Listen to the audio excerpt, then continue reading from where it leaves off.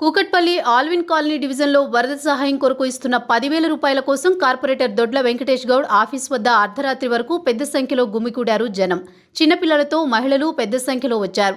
తమ ఇండ్లు నీళ్లలో మునిగినా కూడా పట్టించుకోకుండా ఇళ్లు ఉన్న వారికే డబ్బులు ఇస్తున్నారని మహిళలు ఆరోపిస్తున్నారు. ఈసారి ఎన్నికల్లో ఓట్ల కోసం వస్తే వాళ్ల సంగతి చెబుతామని దూషించారు.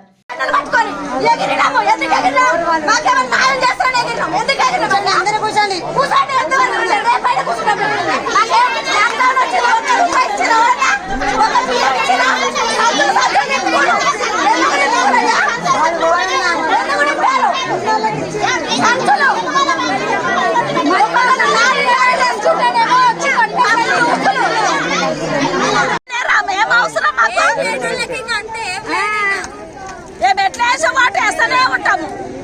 ఈ ఎన్నికనే ఇస్తామని చెప్తే ఎవరికైనా ఆశ ఉంటుంది మనిషికి. వచ్చిండ్రు కదా ఆడవాళ్ళు ఇప్పుడే ఇంటికి ఎవరు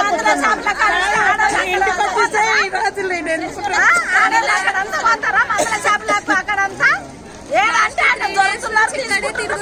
ఏది లేదు. మాకు న్యాయం అన్నది ఏం జరగట్లేదు. అందరు తీసుకుంటారు. ఎవరు లేరు, బతికి లీడర్ లేరు. ఎందుకు లేరు? మేము నెలలు తిరుగుతున్నాము.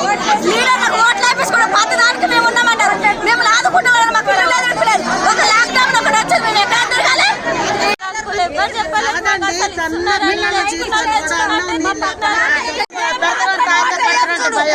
ఎవరికి ఇచ్చిందో ఎవరు తిన్నారో వాళ్ళే వేస్తారు. మేము మాత్రం ఓట్లు వాడు గెలుస్తాడు కూడా. అయిపోయానా?